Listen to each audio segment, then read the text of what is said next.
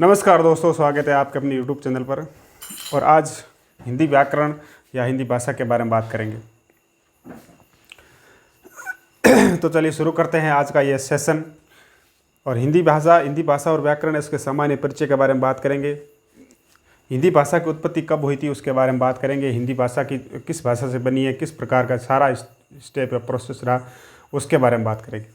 तो हिंदी भाषा की उत्पत्ति है, हिंदी भाषा की उत्पत्ति फारसी, हिंदी शब्द है वो पारसी या ईरानी भाषा का शब्द है। हिंदी शब्द है वो पारसी कह सकते हैं या फारसी कह सकते हैं या ईरानी कह सकते हैं। इन भाषा से बना हिंदी शब्द है।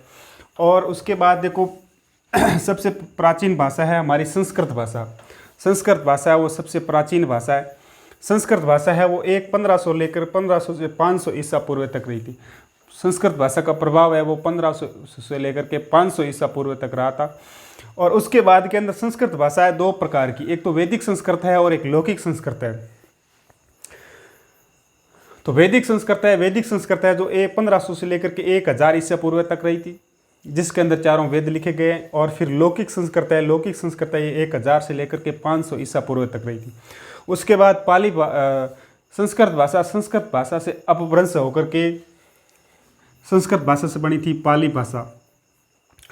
पाली भाषा रही थी 500 ईसा पूर्व से लेकर के 1 ईस्वी तक। 500 ईसा पूर्व से लेकर के और 1 ईस्वी तक है वो पाली भाषा रही थी। और उसके बाद पाली से बनी थी प्राकृत भाषा। प्राकृत भाषा 1 ईस्वी से लेकर के 500 ईस्वी तक, 1 ईस्वी से लेकर के 500 ईस्वी तक है वो प्राकृत भाषा रही थी। और प्राकृत भाषा से बनी थी अपभ्रंश भाषा। अपभ्रंश भाषा से बनी थी सौरसेनी भाषा। सौरसेनी भाषा, सौरसेनी है जो 500 से 1000 ईस्वी तक, 500 से 1000 ईस्वी तक है अब सौरसेनी भाषा थी। और उसके बाद में सौरसेनी भाषा से बनी थी हिंदी, जो 1000 ईस्वी से वर्तमान तक है हिंदी का स्वरूप है। 1000 ईस्वी से लेकर के वर्तमान तक हिंदी का स्वरूप है, वो बनी थी सौरसेनी भाषा से। तो इस हिंदी की जो जननी है कौन सी? संस्कृत भाषा। तो सभी भाषाओं की जननी कौन सी है? संस्कृत भाषा है। फिर हिंदी किससे बनी थी? सौरसेनी अपभ्रंश से प्राकृत से पाली और संस्कृत, इस प्रकार हम देख सकते हैं। और हिंदी का जो मानक समय है वो 1100 ईस्वी के आसपास का है, वो हिंदी का मानक समय रेखा माना जाता है। भाषा शब्द है, भाषा शब्द संस्कृत के भाष धातु से बना है। किससे बना है? भाष धातु। संस्कृत के भाष धातु से भाषा बनी है। और भाष का मतलब होता है प्रकट करना। भाष का मतलब होता है प्रकट करना, या अपने भाव है वो भाव विचार दूसरों के सामने प्रकट करना, वो क्या कहलाती है? भाषा कहलाती है। और भाषा के माध्यम, अब भाषा के माध्यम कितने हैं?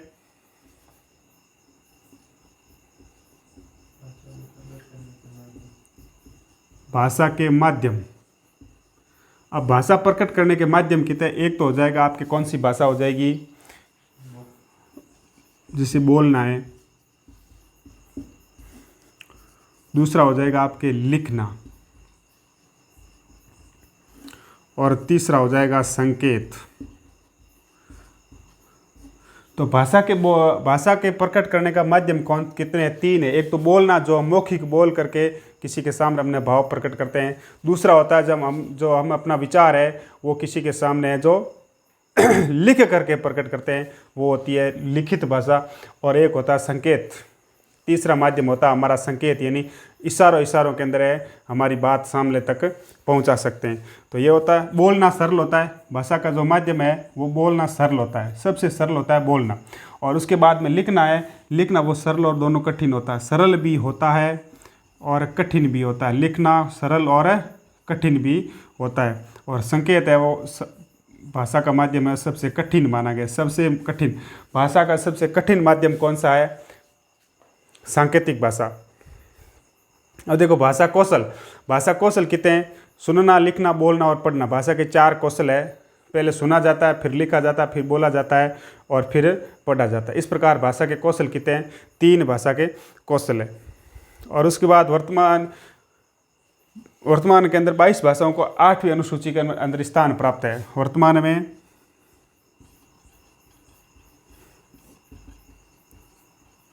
22 भाषा को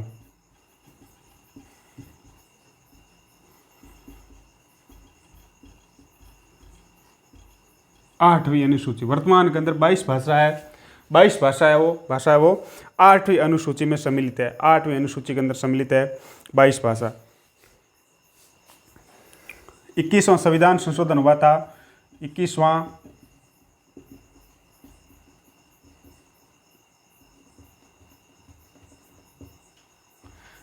संविधान संशोधन हुआ था 1967 के अंदर।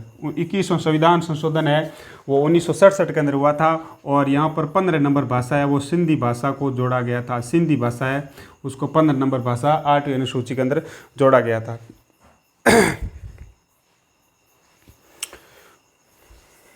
फिर 71वां संविधान संशोधन, 71वां संविधान संशोधन के अंदर है वो 3 भाषा और जोड़ी गई थी, मणिपुरी, कोंकणी। फिर 12वां संविधान संशोधन, फिर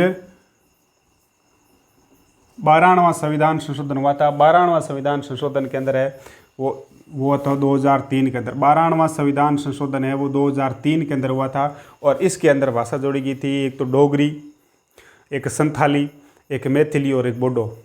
डोगरी, संथाली, मैथिली और बोडो ये भाषा है। इस प्रकार वर्तमान के अंदर संविधान के 8वीं अनुसूची के अंदर है वो 22 भाषा है जिसमें हिंदी को भी सम्मिलित किया गया है। लिपियों के बारे में बात करेंगे, जैसे देवनागरी लिपि, दूसरी है रोमन लिपि और तीसरी हो जाएगी कौन सी, गुरुमुखी और ब्रह्मी लिपि।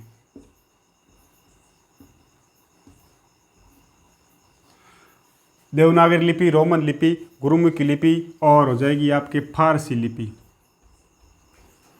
तो इस लिपि के अंदर कौन कौन सी भाषाएं आती उसके बारे में बात करेंगे। जैसे देवनागरी लिपि है तो देवनागरी लिपि के अंदर संस्कृत भाषा है, भारत की सबसे प्राचीन भाषा, सभी भाषाओं की जननी है, वो संस्कृत को कहा जाता है। उसके बाद में हिंदी है,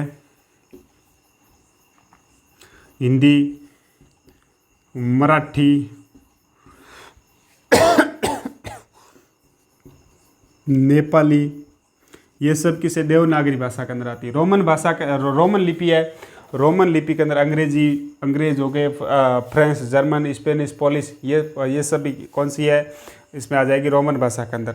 और गुरुमुखी लिपि है, इसके अंदर आ जाएगी पंजाबी भाषा। पंजाबी भाषा है उसकी लिपि हो जाएगी आपकी गुरुमुखी लिपि हो जाएगी। और फारसी के अंदर है उर्दू और फारसी है, ये फारसी भाषा में हो जाएगी। उर्दू भाषा और फारसी भाषा ये हो जाएगी आपकी फारसी लिपि के अंदर। और उसके बाद में देखो सभी भाषाएं हैं वो बाएं से दाएं की ओर लिखी जाती है। सभी भाषाएं इधर बाएं से दाएं की ओर लिखी जाती है, लेकिन उर्दू एकमात्र ऐसी भाषा है जो दाएं से बाएं की ओर लिखी जाती है। उर्दू भाषा इस तरफ से लिखी जाती है और बाकी सारी भाषाएं हैं वो बाएं से दाएं की ओर लिखी जाती है। भाषा के अलग अलग रूपों के बारे में, अलग अलग भाषा के कौन कौन से रूप है उसके बारे में बात।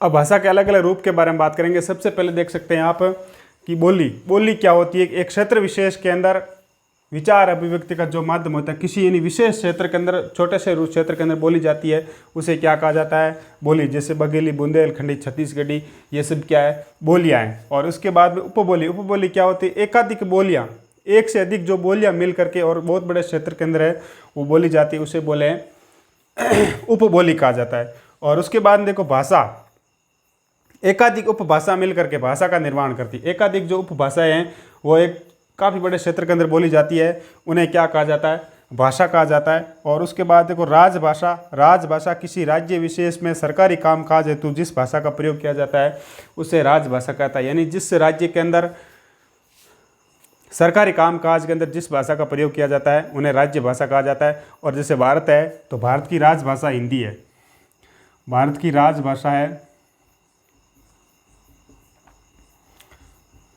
हिंदी, भारत की राजभाषा हिंदी है, लेकिन भारत की अभी तक कोई भी राष्ट्रभाषा नहीं है। राष्ट्रभाषा का मतलब होता है कि जिसमें पूरे राष्ट्र के अंदर समान रूप से लागू की जाती है, सार्वजनिक रूप से प्रस्तुत की जाती है। यहाँ और राष्ट्रभाषा का मतलब होता है कि वहाँ पर अनिवार्य रूप से वहाँ लोगों को उस भाषा का प्रयोग करना जरूरी होता है सरकारी कामकाज के। लेकिन राजभाषा के अंदर जरूरी नहीं है कि अनिवार्य रूप से काम करे। तो देखो भारत की राजभाषा वो हिंदी है। तो हिंदी के अंदर देखो कुछ जैसे दक्षिण इंडिया है, दक्षिणी भारत है और पूर्वी भारत है, तो वहाँ पर इंग्लिश भाषा भी प्रयोग में ली जाती है, हिंदी को बिल्कुल 0% है। तो इस प्रकार है जो राजभाषा, उपबोली भाषा, और इस बारे में हमने चर्चा की थी। और उसके बाद देखो एक मातृभाषा। मातृभाषा का मतलब होता है माता के मुख से बोली जाने वाली भाषा है, अर्थात जिसका प्रयोग घर परिवार के अंदर हम करते हैं, उन्हें क्या कहा जाता है? मातृभाषा कहते हैं। समाज के अंदर हम प्रयोग करते हैं, घर परिवार के अंदर जिस भाषा का प्रयोग करते हैं वो कौन सी होती है? वो मातृभाषा होती है। और उसके बाद में एक राजनीतिक भाषा भी होती है। राजनीतिक भाषा का मतलब होता है कि एक देश से दूसरे देश के बीच में जो संवाद किया जाता है, पत्र व्यवहार के माध्यम से संवाद किया जाता है, उन्हें क्या कहा जाता है? राजनीतिक भाषा भी कहा जाता है। तो ये थी भाषा संबंधी जानकारी।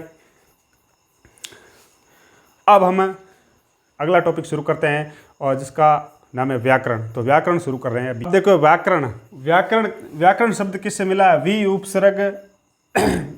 उपसर्ग पूर्वक आ उपसर्ग और करण, वी प्लस आ प्लस करण, इससे क्या बना है? व्याकरण बना है। व्याकरण बना है। और व्याकरण का अर्थ क्या होता है? व्याकरण का अर्थ होता है कि भली भांति समझना, भली भांति समझना। व्याकरण का मतलब होता है कि शुद्ध उच्चारण करना,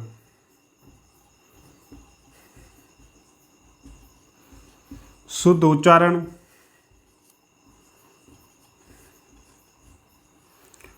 शुद्ध प्रयोग, शुद्ध उच्चारण, शुद्ध प्रयोग और शुद्ध लेखन।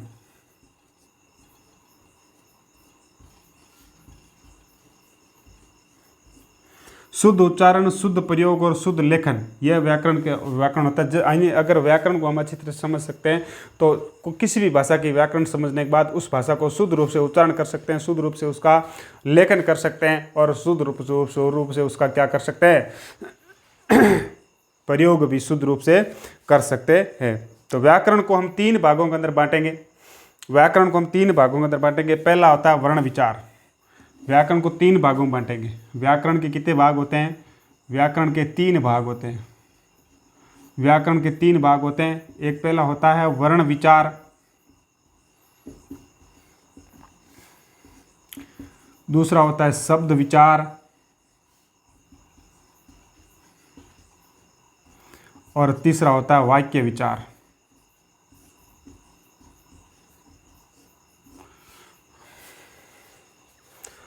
व्याकरण के 3 रूप होते हैं। कौन सा? एक तो वर्ण विचार होता है, एक शब्द विचार होता है और एक वाक्य विचार होता है। व्याकरण के 3 रूप होते हैं और इन 3 रूपों को हम अलग अलग प्रकार से क्या करेंगे? जानेंगे। सबसे पहले हम वर्ण विचार शुरू करें। वर्ण विचार के अंदर वर्ण क्या होता है? वर्ण किसे कहते हैं? भाषा की वह छोटी से छोटी इकाई, भाषा की छोटी से छोटी इकाई जिसके अधिक और टुकड़े नहीं किए जा सकते, वह छोटी से छोटी इकाई है, उन्हें क्या कहते हैं? वर्ण कहते हैं। तो वर्ण कौन कौन से? जैसे क, च, त, ये सब क्या है? वर्ण है। क्योंकि क है, इसको क को अगर हम और नहीं तोड़ सकते, अलग है, कोई सा तक टुकड़ा या छोटा टुकड़ा नहीं कर सकते। च है, त है, इनका टुकड़े नहीं किए जा सकते। जिनके छोटे और टुकड़े नहीं किए जा सकते हैं उन्हें क्या कहा जाता है? उन्हें वर्ण कहा जाता है। और वर्ण कितने प्रकार के होते हैं? वर्ण 3 प्रकार के होते हैं। 2 प्रकार के होते हैं।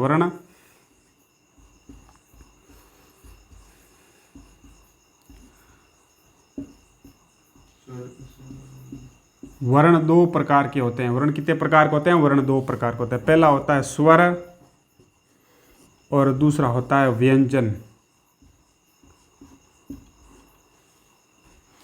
पहला होता है स्वर और दूसरा कौन सा होता है? व्यंजन होता है। पहला स्वर और दूसरा क्या होता है? व्यंजन होता है। अब देखो ध्वनि भी क्या होती है?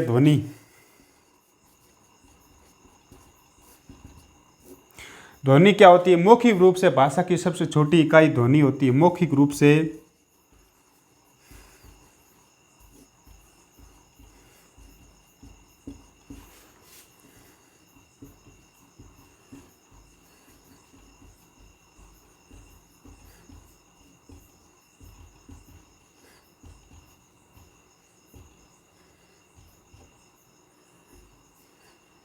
तो ध्वनि है वो मौखिक रूप से भाषा की जो सबसे छोटी इकाई होती है वो ध्वनि होती है। भाषा की जो सबसे छोटी इकाई होती है वो क्या होती है? ध्वनि। और लिखित रूप से सबसे छोटी इकाई कौन सी होती है?